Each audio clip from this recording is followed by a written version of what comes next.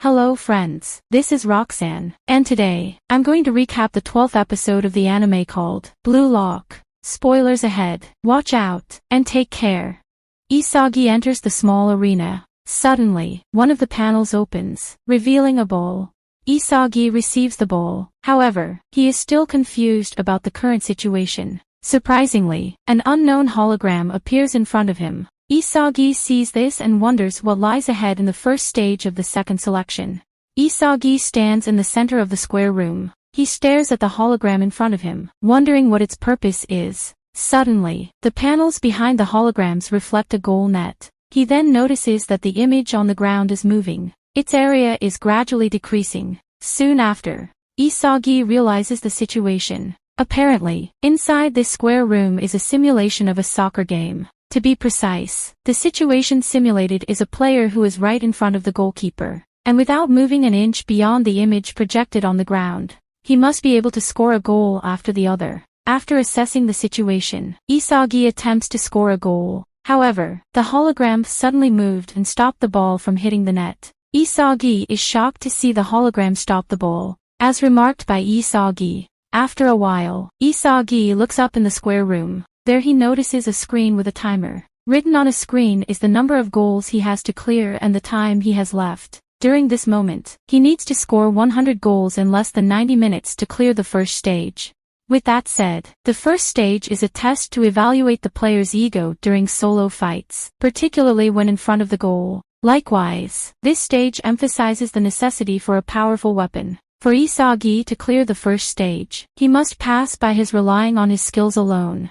Shortly after, a panel from the square room opens. This signaled an incoming ball. In an instant, Isagi assesses the ball's trajectory and speed. Without making unnecessary movements, he runs towards the spot where he predicted the ball will stop. As the ball approaches his reach, he exerts power in his kick, creating a direct shoot. Several minutes passed, and Isagi has already cleared 30 goals. With only 72.5 minutes left, Isagi still needs to score 70 more goals. Surprisingly, several holograms suddenly appeared, making scoring much more difficult. The increase in holograms simulates a situation where there would be several defenders. In a sense, an actual soccer game actually has several defenders. Once more, Isagi tries to look around and assess his surroundings.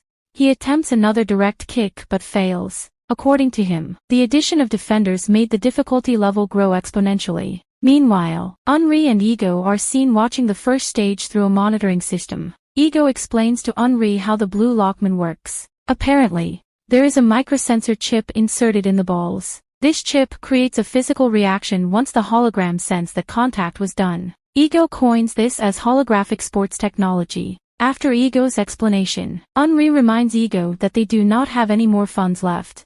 Ego then tells Unri to shut up. Ego proceeds and says that the first stage will serve as a test for all the players who survived the first selection. Unlike the first stage, where the players could rely on their skilled and strong teammates, the first stage required players to exhibit their individual skills and prove their worth in the facility. For those who relied on their teammates throughout the first selection, the first stage will be a struggle for them. Nonetheless, those who can turn their 0 to a 1 will use the first stage as an opportunity for them to cultivate their talent and improve it. They will use this stage to grow as strikers that will reach the next dimension. Back at Isagi's squared room, Isagi declared that he will evolve at this moment. The second level of the first stage in the second selection starts. Isagi tries to assess his surroundings. By observing the holograms and ball, he has a chance of scoring a goal. Isagi, conscious of the things around him, kicks the ball. Fortunately, he scores a goal. After this goal, Isagi believes that he can clear this round.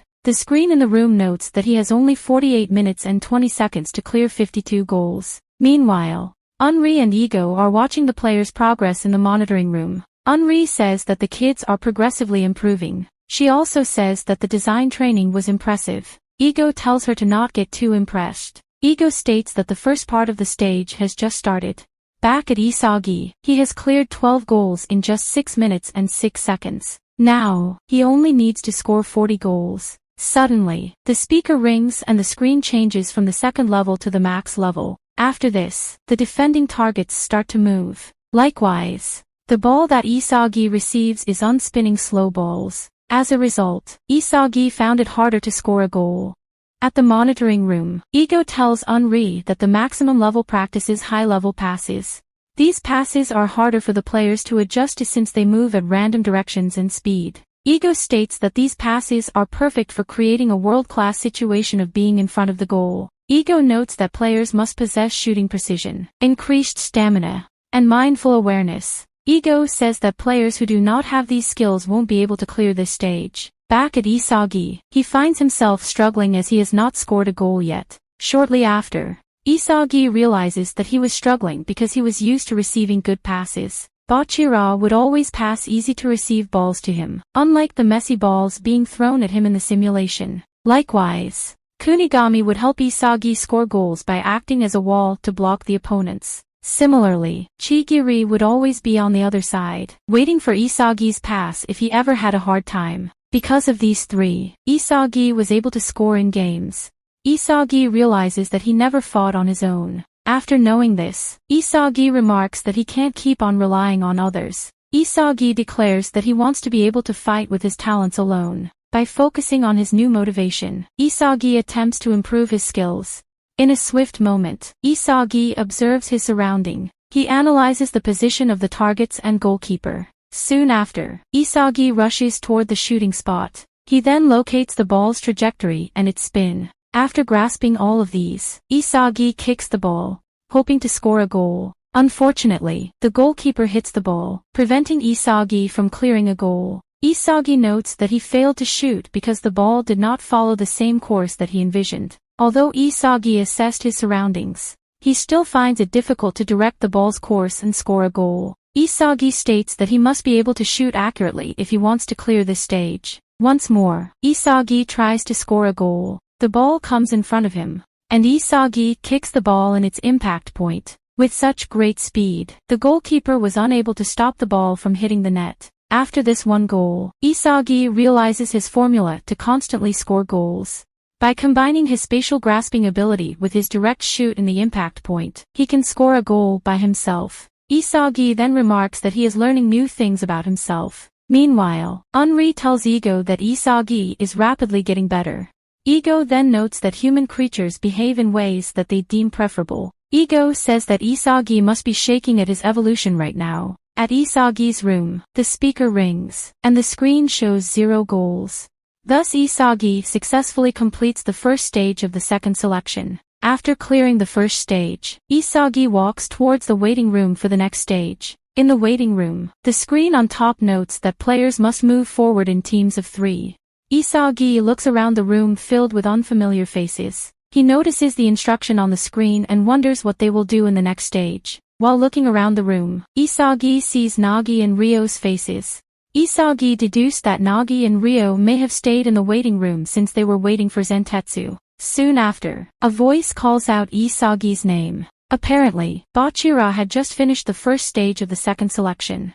Bachira then asks Isagi who will take the last spot in their 3-man team. Isagi gets confused, asking Bachira what he meant. Bachira explained, saying that there's him and Isagi. Now they only have one more slot. In his mind, Isagi is shocked that Bachira automatically grouped themselves together. However, Isagi does not mind. After that, Isagi suggests to Bachira that Kunigami or Chigiri can be the third person in their team. Bachira agrees. However, he also asks who among the two they will pick. Isagi replies, saying that they will choose whoever finishes the first stage first. The 2 players come into agreement. Afterward, another voice calls out Isagi's name. Nagi, along with Ryo, comes up in front of Isagi and invites him to team up. Isagi, Bachira, and Ryo are shocked by Nagi's invitation. Ryo shows his dismay and asks Nagi if he is sure that Isagi is the right guy for their team. Nagi stands firm with his resolve,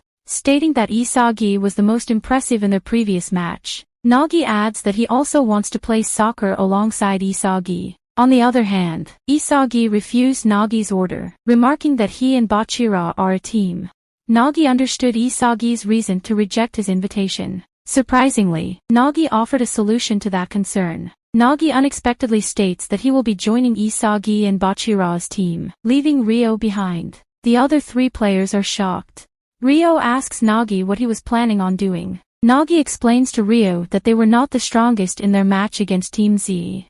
After losing, Nagi felt such frustration. Knowing this, he wants to further understand this frustration by playing alongside their former opponents. For the first time in his life, Nagi declares that he wants to try and put some effort into soccer. Ryo frustratingly tells Nagi to do whatever he wants. Meanwhile, Bachira asks Isagi what they must do. Although Isagi believes in Kunigami and Chigiri's talents and skills, he can't deny that he too wants to play alongside Nagi. Isagi invites Nagi over to their team. Bachira agrees with Isagi's decision. Soon after, Isagi, Bachira, and Nagi walk towards the gate to the third stage. Before leaving the waiting room, Nagi bids Ryo farewell, telling Ryo that he will be waiting for him. Now the three players have exited the waiting room. In the corridor, Bachira fist bumps Nagi, remarking that he is counting on him. Nagi tells him likewise. Bachira then notes that Nagi is a bit cold-hearted since he left Ryo. Nagi then says that he also feels lonely and sad after leaving Ryo behind. However, he believes that following his ego is the key to surviving Blue Lock. Nagi also notes that Bachira's team seems more interesting. The three continue walking until they reach the waiting room for the third stage. In this new waiting room, only 3 players can be seen besides Isagi, Bachira, and Nagi. Isagi then notices Rin Itoshi, the player who displayed an impressive skill before entering the first stage of the second selection. Rin was also the first player who partook in the first stage. Suddenly, the screen flashes Ego's face. Ego informs the players in the waiting room that the third stage will be a 3 versus 3 team battle. In his mind, Isagi is concerned about playing against Rin right off the bat. Kunigami has just finished the first stage of the second selection. Upon entering the assembly area for first stage clearers, Kunigami spots Chigiri. They greet and congratulate each other. Kunigami then tells Chigiri that it seems that Chigiri's the only familiar face they see. Chigiri, however, informs Kunigami that Isagi, Bachira, and Nagi have already gone ahead. Kunigami gets a little pissed after hearing that. Chigiri then agrees with him. After this, Chigiri suggests that they should team up. Kunigami agrees. And now they are left to find the person who will take the third and last spot in their team. Meanwhile, at the third stage area, Ego is seen explaining a few details concerning the third stage. Apparently, the third stage is a minigame-styled battle wherein each team consists of 3 teams. The match will end after one group earns 5 goals. For the goalkeeper, each team will have a blue Lockman hologram. There will be a twist at the end of the match. To elaborate, the winning team will have the power to choose one member from the losing team. The stolen player will then join the winning team, becoming a 4-man team. Likewise, the losing team will have to go back to the previous stage. This will continue until the 5th stage. And by the 5th stage, each team will have 5 players. Ego dubs these stages of the second selection as the rivalry battle. After explaining, Ego then announces the new rankings for Blue Lock. Suddenly, the number 15 appears in Isagi's shirt. Bachira is rank 16, while Nagi is rank 7. Apparently, their new rankings are based on the order in which they cleared the first stage. Ego then disappears from the screen after explaining important matters. At Rin's side, each member is seen discussing the third stage. Tokimitsu is frantic and apprehensive. After hearing about the twist in the second selection, Tokimitsu wonders what will happen to him. With low self-esteem, Tokimitsu believes that if they lost, he will not be chosen. Meanwhile, Area notes that they should at least compete with those in ranks 3 to 5. He remarks that winning against potatoes like Isagi will not look stylish at all. However, Rin tells Aryu to shut up. Rin states that he could not care less about who his opponent will be. He just wants to win quickly and go forward. Rin then says that he only chose to team up with Tokimitsu and Aryu because the third stage needed a 3-man team. Rin notes that everything and everyone in the Blue Lock facility is just merely stepping stones for him.